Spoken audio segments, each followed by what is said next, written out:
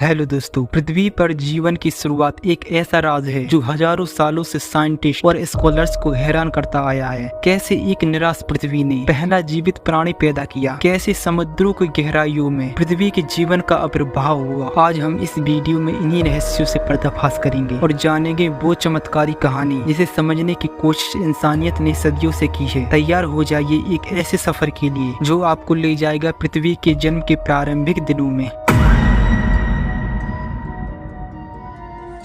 NASA के अनुसार पृथ्वी पर जीवन लगभग 3.8 बिलियन साल पहले भारी बमबारी की अवधि के अंत में शुरू हुआ था, जिसे लेट हैवी बमबार्डमेंट कहा जाता है। इस अवधि में बार बार धूमकेतु और एस्ट्रॉयड के प्रभाव देखे गए, जिससे पृथ्वी की सतह पानी और कार्बन आधारित अणुओं के अस्तित्व के लिए बहुत गर्म हो गई। साइंटिस्ट के मुताबिक पृथ्वी पर सबसे प्रारंभिक जीवन सूक्ष्म जीव थे, जिन्होंने लगभग 3.7 बिलियन ईयर्स पुराने चट्टानों में अपनी उपस्थिति के संकेत छोड़ी थी। संकेतों में एक प्रकार का कार्बन अणु शामिल होता है जो जीवित चीजों द्वारा उत्पन्न होता है। कुछ वैज्ञानिकों का मानना है कि 600 मिलियन वर्ष की अवधि के दौरान जीवन बार बार उभरा होगा, लेकिन एस्ट्रॉयड और धूमकेतु के टकराव से नष्ट हो गया होगा। एविडेंस बताते हैं कि बैक्टीरिया जैसे जीव 3.5 बिलियन साल पहले पृथ्वी पर रहते थे और वे शायद उससे भी पहले अस्तित्व में रहे होंगे। साइंटिस्ट का मानना है कि पृथ्वी ने 4.3 बिलियन वर्ष पहले ही जीवन के लिए उपयुक्त परिस्थितियां विकसित कर ली होगी, लेकिन कई लोगों का मानना है कि पूरा ब्रह्मांड और जीवन की रचना करने वाले ईश्वर हैं। शुरुआती वैज्ञानिकों का मानना था कि पृथ्वी पर जीवन कभी भी डायरेक्ट शुरू नहीं हुआ। उनका मानना है कि बाहरी अंतरिक्ष से जीवन आया है और उन्होंने इस घटना को पेंसपर्मिया नाम दिया, लेकिन धार्मिक चुंगलों से मुक्त होगा। जीवन की उत्पत्ति को लेकर पहली परिकल्पना देने का श्रेय प्राचीन ग्रीक दार्शनिक अरस्तु को दिया जाता है। जीव विज्ञान के जन्मदाता माने जाने वाले अरस्तु ने बताया कि निर्जीव पदार्थों से जटिल जीवों की उत्पत्ति अपने आप हो जाती है और इसे सहज पीढ़ी का सिद्धांत कहा जाता है। फ्रांसीसी सूक्ष्म जीव विज्ञानी लुई पास्चर ने अपने प्रयोगों द्वारा सहज पीढ़ी के सिद्धांत को खारिज कर दिया। लुई पास्चर का कहना था कि जीवन से ही जीवन की उत्पत्ति हुई है, लेकिन यह सवाल अभी भी खड़ा होता है कि पृथ्वी पर सबसे पहला जीव कब, कैसे और कहां से आया। 1924 में रूसी वैज्ञानिक अलेक्जेंडर ओपरिन ने एक सिद्धांत पेश किया। इस सिद्धांत में कहा गया कि पृथ्वी पर जीवन रासायनिक विकास की प्रक्रिया से निर्जीव पदार्थों से पैदा हो सकता है। 1929 में अंग्रेज वैज्ञानिक JBS हार्डिन ने भी ऐसा ही एक सिद्धांत प्रस्तावित किया। अब इन दोनों के सिद्धांत को ओपरिन हार्डिन परिकल्पना के नाम से जाना जाता है। इस परिकल्पना में बताया गया पृथ्वी पर जीवन प्राचीन सूप नामक एक कार्बनिक मिश्रण से उत्पन्न हुआ होगा। यह सूप प्रारंभिक जीवन की सतह पर रासायनिक प्रतिक्रियाओं के माध्यम से बना होगा। यह सूप ऑक्सीजन रहित वातावरण में मौजूद था। इसमें जीवन के लिए आवश्यक मूल तत्व शामिल होगी। शुरुआत में पृथ्वी के वातावरण में ऑक्सीजन नहीं थी, इसलिए सबसे पहले बनने वाले जीव बिना ऑक्सीजन में सांस लेते थे। 1953 में स्टेनले मिलर ने अपने गुरु यूरे के साथ मिलकर ओपरिन हार्डिन के सिद्धांत की प्रायोगिक पुष्टि की। मिलर द्वारा प्रायोगिक पुष्टि से इसकी महत्ता और बढ़ गई। वर्तमान में इस सिद्धांत की मूल अवधारणाओं को वैज्ञानिक समुदाय का सबसे ज्यादा समर्थन हासिल है, लेकिन ऐसा भी नहीं है कि इससे सभी वैज्ञानिक सहमत हैं। अब हम अपनी कहानी पर वापस आते हैं। बिना ऑक्सीजन का वातावरण और मीथेन की अधिकता के कारण पृथ्वी जानवरों के लिए रहने योग्य स्थान नहीं थी। हम जिन शुरुआती जीवन रूपों के बारे में जानते हैं वे सूक्ष्म जीव रोगाणु थे। उनके द्वारा बनाई गई कठोर संरचनाओं जिसे स्ट्रोमेटोलाइट्स कहा जाता है में रोगाणु के साक्ष्य सुरक्षित किए गए थे, जो लगभग 3.5 बिलियन साल पहले के हैं। स्ट्रोमेटोलाइट्स सूक्ष्म जीव के चिपचिपे मेड के रूप में बनते हैं और तलछट को परतों में बांधते हैं और खनिज परतों के अंदर जमा हो जाते हैं, जिससे रोगाणु के मरने के बावजूद टिकाऊ संरचनाएं बनती हैं। पृथ्वी की शुरुआती जीवन रूपों को बेहतर ढंग से समझने के लिए वैज्ञानिक आज भी दुर्लभ जीवित स्ट्रोमेटोलाइट्स चट्टानों का अध्ययन करते हैं। वैज्ञानिकों के अनुसार जब साइनोबैक्टीरिया कम से कम 2.4 बिलियन साल पहले विकसित हुआ तो वे पृथ्वी पर पहले फोटोसिंथेसाइजर बन गए, जिन्होंने पानी और सूर्य की ऊर्जा का उपयोग करके भोजन बनाया और ऑक्सीजन को रिलीज किया, जिससे वातावरण में ऑक्सीजन की अचानक वृद्धि हुई। जो ऑक्सीजन बर्दाश्त नहीं कर सकते थे, पर्यावरण उन रोगाणुओं के लिए कम अनुकूल हो गया और यह स्थिति कुछ बिलियन सालों तक बनी रही। जब साइनोबैक्टीरिया मरकर पानी के नीचे चले गए तो उनके शरीर में विघटन से ऑक्सीजन का स्तर और भी कम हो गया। महासागर में अभी भी ज्यादातर जीवन के लिए पर्याप्त ऑक्सीजन नहीं थी जिन्हें पर्याप्त ऑक्सीजन की आवश्यकता होती थी। हालांकि दूसरी नई चीजें भी हो रही थी। माइक्रोब्स कई तरह के केमिकल्स को प्रोसेस कर सकते थे, लेकिन उनके पास जटिल शरीर बनाने के लिए विशेष प्रकार के सेल्स नहीं थे, क्योंकि जानवरों के शरीर में अलग अलग प्रकार के सेल्स होते हैं जिनमें ऑर्गेन्स होते हैं जो अलग अलग काम करते हैं। माइक्रोब्स सिर्फ एकल कोशिकाएं होती हैं जिनमें ना तो ऑर्गेन्स होते हैं और ना ही उनके डीएनए को पैकेज करने के लिए न्यूक्लियस। एक क्रांतिकारी बदलाव तब हुआ जब माइक्रोब्स ने अर्ब माइक्रोब्स के अंदर रहना शुरू किया और उनके लिए ऑर्गेन्स की तरह काम करने लगे। माइटोकॉन्ड्रिया जो भोजन को ऊर्जा में बदलती है, इन्हीं रूप से लाभकारी संबंधों से विकसित हुए। इसके अलावा पहली बार डीएनए को न्यूक्लियस में पैकेज किया गया। इन नए जटिल सेल्स जिन्हें यूकैरियोटिक सेल्स कहा जाता है में विशेष भाग होते हैं जो विशेष भूमिका निभाते हैं और पूरे सेल का समर्थन करते हैं। सेल्स ने भी एक साथ रहना शुरू कर दिया, शायद इसलिए क्योंकि इससे कुछ फायदे मिल सकते थे। सेल्स के समूह अधिक कुशलता से भोजन कर सकते थे या बड़े होने के कारण सुरक्षा प्राप्त कर सकते थे। सामूहिक रूप से रहते हुए सेल्स ने समूह की जरूरतों को पूरा करने के लिए विशिष्ट काम करना शुरू किया। कुछ सेल्स का काम समूह को जोड़कर रखने के लिए जंक्शन बनाना था, जबकि दूसरे सेल्स ने भोजन को पचाने के लिए डाइजेस्टिव एंजाइम बनाए। इन विशेष और सहयोगी सेल्स के समूह आखिरकार पहले जानवर बने जो डीएनए सबूतों के अनुसार लगभग 800 मिलियन साल पहले विकसित हुए थे। स्पंज सबसे शुरुआती जानवरों में से थे, जबकि स्पंज के रासायनिक यौगिक 700 मिलियन साल पुराने चट्टानों में सुरक्षित हैं। आणविक सबूत बताते हैं कि स्पंज और भी पहले विकसित हुए थे। महासागर में ऑक्सीजन का स्तर आज की तुलना में अभी भी कम था, लेकिन स्पंज कम ऑक्सीजन की स्थिति को सहन कर सकते थे और दूसरे जानवरों की तरह उन्हें मेटाबॉलिज्म के लिए ऑक्सीजन की आवश्यकता होती है, लेकिन वे बहुत अधिक सक्रिय नहीं होते, इसलिए उन्हें ज्यादा ऑक्सीजन नहीं चाहिए होती। वे विशेष कोशिकाओं द्वारा अपने शरीर के माध्यम से पंप किए गए और पानी के साथ कण निकालकर बैठे बैठे ही भोजन करते थे। स्पंज के सरल शरीर संरचना में पानी से भरी गुहाओं के चारों ओर कोशिकाओं की परतें होती हैं, जो कठोर कंकाल भागों से समर्थित होती हैं। समय के साथ अधिक जटिल और विविध शरीर संरचनाओं का विकास हुआ, जिससे अलग अलग प्रकार के जानवर बने। जानवरों के शरीर की संरचना की निर्देशावली उनके जीन में होती है। कुछ जीन ऑर्केस्ट्रा कंडक्टर की तरह काम करते हैं, जो सही जगह और समय पर कई अन्य जीनों की अभिव्यक्ति को नियंत्रित करते हैं ताकि शरीर के अंग सही तरीके से बन सकें। हालांकि इन्हें तुरंत क्रियान्वित नहीं किया गया, लेकिन इस बात के प्रमाण हैं कि जटिल शरीर की संरचना के लिए निर्देशों के हिस्से सबसे प्रारंभिक जानवरों में मौजूद थे। स्पंज जो अपने हार्ड स्केलेटन की वजह से अर्थ पर सबसे पहले रीफ बिल्डर्स बने। लगभग 580 मिलियन साल पहले स्पंज के अलावा दूसरे जीव भी बढ़ गए थे। ये अलग अलग तरह के समुद्री जीव जिनके शरीर पत्तों, रिबन और रजाई जैसे होते थे, जो स्पंज के साथ 80 मिलियन साल तक रहे। इनकी फॉसिल्स आज भी दुनिया भर के तलछटी चट्टानों में मिलते हैं, लेकिन हाल की एक स्टडी के अनुसार पृथ्वी पर जीवन की उत्पत्ति की शुरुआत तालाबों से हुई, क्योंकि महासागरों की अपेक्षा तालाबों का वातावरण जीवन की उत्पत्ति के लिए अधिक उपयुक्त रहा होगा। इसके आगे की कहानी हम अगली वीडियो में देखेंगे। पृथ्वी पर जीवन की कहानी एक अद्भुत और रहस्यमय यात्रा है। ये हमें बताती है कि हमारी दुनिया कितनी कॉम्प्लेक्स और सुंदर है। आज भी वैज्ञानिक राज को पूरी तरह से समझने की कोशिश कर रहे हैं और नई नई खोजें हमें हर दिन हैरान करती हैं। अगर आपको यह वीडियो पसंद आया है तो प्लीज लाइक और सब्सक्राइब जरूर करें और कमेंट्स में अपने विचार बताएं। मिलते हैं अगली वीडियो में, तब तक के लिए धन्यवाद।